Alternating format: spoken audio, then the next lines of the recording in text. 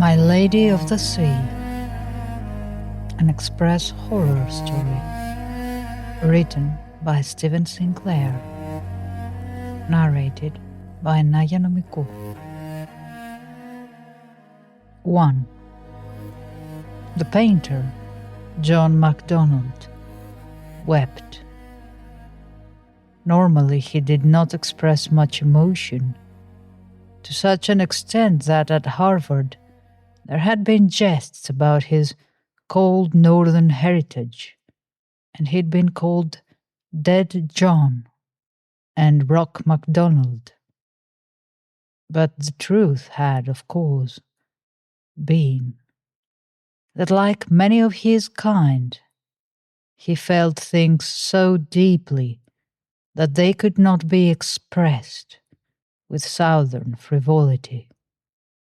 His sentiments were too vast. But he bitterly wept now, because he could no longer paint, couldn't even hold the brush. He tried, and it had fallen pathetically from his grasp. The disease had progressed to the stage where his fingers not only curled inwards, they actually seemed to have shortened. The mottled growths of skin between them grown worse. The tears flowing down his face stung the scabrous eczema-encrusted skin. He'd thrown the salve his physicians had given him for this away weeks ago. It did no good. The only thing that brought some relief: seawater. Particularly at the miserable itchy wattles on his neck. He wiped the tears away with the backs of his hands. And his condition had worsened. It had become impossible to blink them away. Wretchedly he looked out from the mouth of the cave, across the bay, at the ruined church.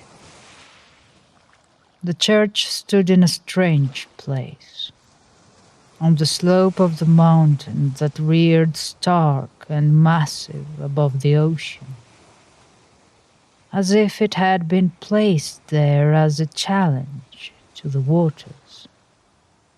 It was located directly opposite the cave, separated by half a mile of storm-lashed sea. In the driving rain, thunder, and lightning, the old cross-shaped ruin, white, lichen-covered stones, seemed to move like a ship in a storm. MacDonald had come to this place in the old country to hide himself. He, who back in 1845 had once been called the American Rembrandt, when his work had been shown in Boston and New York. The place offered solitude. He'd been promised by his relatives, and he'd been well aware they told the truth, because they had forced their own tenants out years before. Now that the changes meant they no longer needed them as warriors, but instead needed money to fund their London townhouses and tours of the continent. John had been very glad none of his cousins were there, for more than one reason. He had discovered the cave many weeks before. It was fairly shallow, but he'd been taken with the view. There were the curious carvings on the walls. Crosses. Many crosses. The centuries had soothed the wounds in the stone, but it looked to John MacDonald as if other carvings had once been there and been savagely obliterated. The Christian symbols superimposed on the despoiled places, and near the floor, a curious carving of a fish. He was well aware of the traditional biblical significance, but somehow he wasn't convinced. It looked as if the image was an example of the older, now long gone designs, left deliberately. It was positively crowded round by the crude cross symbols, as if to keep it caged in. 2. He'd, in his wandering, first seen the woman shortly after finding the cave. She was always in the distance. Once, and once only, she'd been near. But when he hurried to the place where she'd lain supine on the rocks of the seashore, her hair blowing in the wind, she disappeared.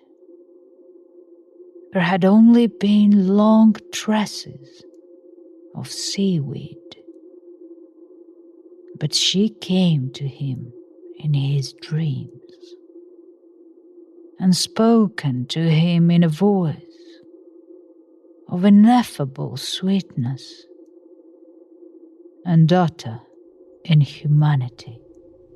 Come to me, unsunken one, you who have been promised to me since the beginning.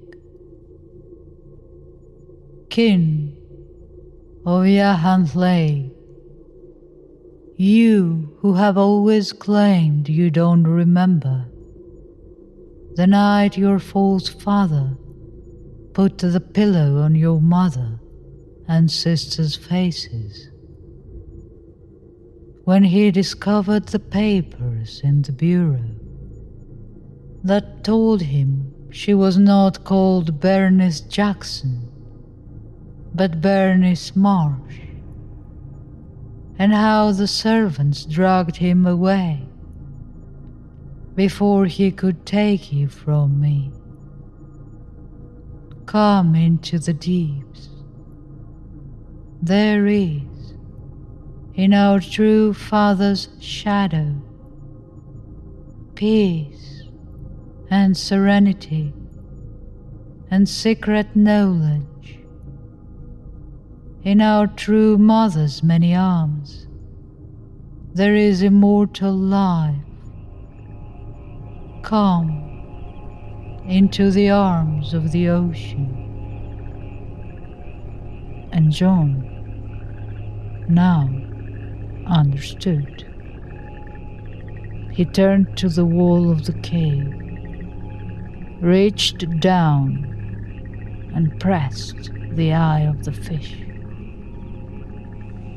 And the cave wall swung silently aside, and from the yawning opening there came the murmur of the ocean, like the sound that comes from a shell to the ear. The storm outside was forgotten, and there came the slap, slap, slap of many flat, webbed feet. They merged, and his beloved with them. It was his time.